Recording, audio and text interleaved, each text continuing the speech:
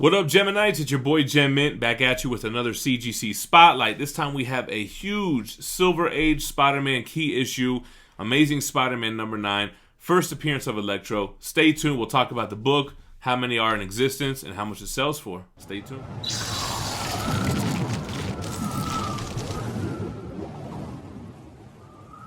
Alright guys, so Amazing Spider-Man number 9. I'm a huge Spider-Man fan, probably my most, my favorite character, my favorite universe within Marvel. So to collect the early run, man, that 1 through 20 has so many key villains and first appearances, and number 9 is no exception.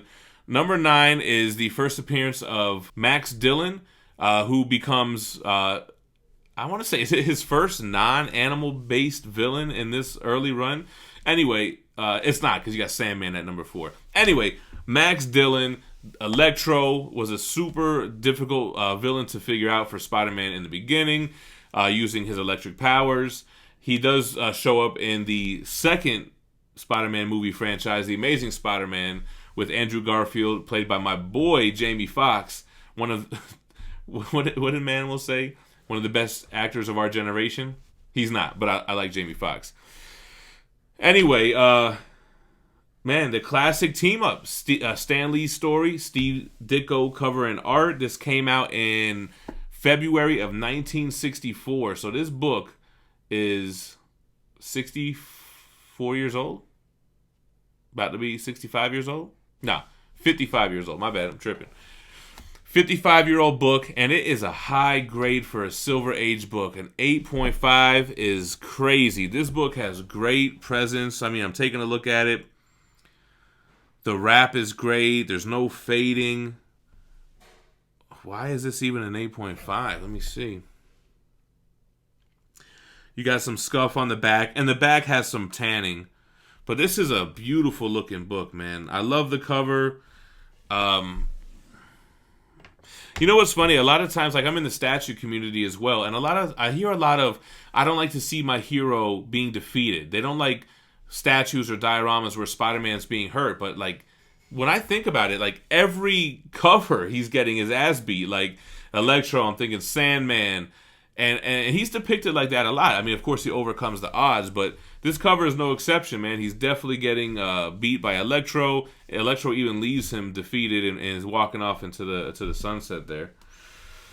Single-digit Spider-Man key, issue number 9. There are 1,875 graded copies by CGC, or that have been graded by them. This could have been an 8.0 that was cracked and pressed and regraded, so that doesn't mean there's 1,800 circulating right now, but that's how many they've graded. In an 8.5, however, there have only been 87 total graded copies. Only 69 of those have been blue unrestored. 9 of them have been signature series, and the other 9 have been restored. But this is a very fine plus, super high grade for Silver Age. And, yeah, man, you're talking about less than 100 out there, man. So, with pricing this book, it got difficult because I was looking at GPA, which, I use to value books. It's a tool. It's not the end-all, be-all. And here's the example. There is no 90-day average for this book in the 8.5. They do have a 12-year average based on only 6 sales, which equals $2,099. The high sale last year was $2,300. And then you look at the only recent sale in a higher grade, a 9.4, sold for $10,200. So there is a huge jump between an 8.5 and a 9.4. Me, I looked at it like it's got to be it's got to be worth at least $2,500, if not more. The last sale on a 9.0 was way back in October of 2014, which was $2,800. Same with 9.2 was about $2,800, and then boom, you got this $10,000 sale in the 9.4. So not a lot of data to go off of, but I would definitely try to say $2,500 at a minimum. As a collector, I wouldn't mind having this whole run in lower grade presentable copies, 3.0s to 5.0s. I don't really have to have the highest grade.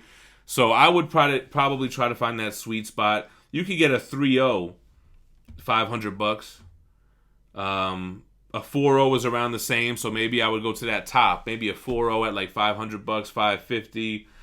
A 5.0 is looking like $780, so that's kind of a big jump. So yeah, the 4.0 is probably the sweet spot in this book, honestly. If you just wanted it in the collection, the highest grade before the jump gets too crazy, that's where I would be. I wouldn't go out buying this one, but you know, there's a market for that, for high grade collectibles.